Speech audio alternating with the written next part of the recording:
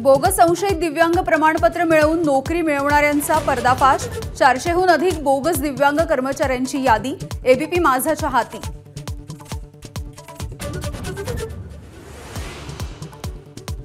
ABP माझाने उघड केलेल्या दिव्यांग प्रमाणपत्राच्या बोगसगिरीवर संताप। एसआयटी चौकशीची विजय वडेट्टीवारांची मागणी, तर आमच्या पद्धतीने चोप देऊ बच्चू कडूंचा इशारा।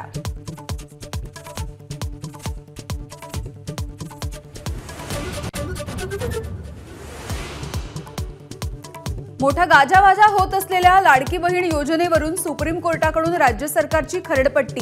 लाडक्या बहीण योजनेसाठी पैसे आहेत, पण जमिनीचा मोबदला देण्यासाठी पैसे नाहीत का, कोर्टाचा सवाल।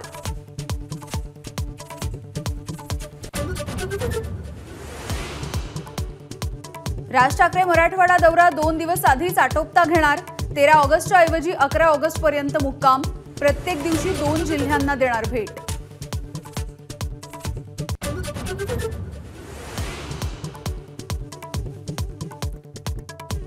गुलाबी बस आणि गुलाबी जॅकेट। जनसन्मान यात्रेमधून अजितदादांनी फोडला विधानसभा प्रचाराचा नारळ। काळाराम मंदिरामध्ये जाऊन घेतलं दर्शन। शेतकरी, महिला, उद्योजकांशी करणार चर्चा।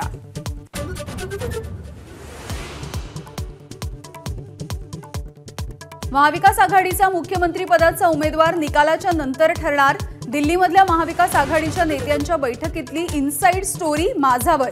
जागा वाटपावरही चर्चा।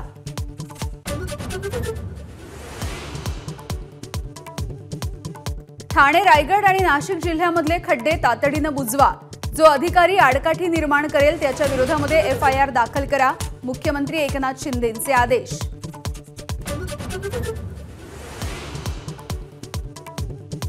वक्फ बोर्ड सुधारणा विधेयक लोकसभेमध्ये सादर। मुस्लिम महिलांसोबतच बिगर मुस्लिमांनाही मिळणार प्रतिनिधित्व। धार्मिक स्वातंत्र्य आणि घटनेवरती हल्ला, काँग्रेसचा आक्षेप।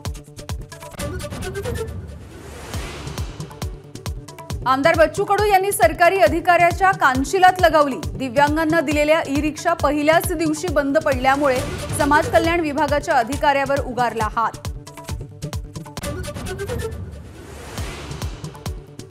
महाविकास आघाडीच्या खासदारांचं संसदेच्या बाहेर कांद्याच्या माळा घालून आंदोलन। कांद्यावरील निर्यात बंदी उठवण्याची नाफेडकडून कांदा खरेदी करण्याचीही मागणी। ऑलिम्पिकमधून अपात्रतेच्या नंतर विनेश फोगाटचा कुस्तीला अलविदा। रौप्य पदकासाठी स्पोर्ट्स कोर्टामधल्या अपीलावरती आज निर्णय येण्याची शक्यता। पुढच्या वेळी सुवर्ण पदक नक्की आणेन। पॅरिस ऑलिम्पिकमधील कांस्य पदक विजेता स्वप्नील कुसाळेनं व्यक्त केला विश्वास। स्वप्नीलचं पुण्यामध्ये जल्लोषात स्वागत। मुंबईत पोलीस भरतीसाठी आलेल्या महिला उमेदवारांची मोठी गैरसोय। फुटपाथ, रेल्वे स्थानकांवरती थांबण्याची वेळ। शौचालयासाठीही पायपीट। रायगड जिल्ह्यातल्या महाडमध्ये 10वीत शिकणाऱ्या मुलाचा गोळी झाडून मृत्यू।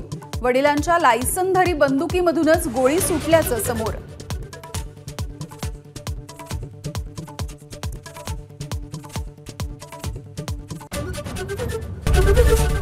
एबीपी माझा, उघडा डोळे बघा नीट।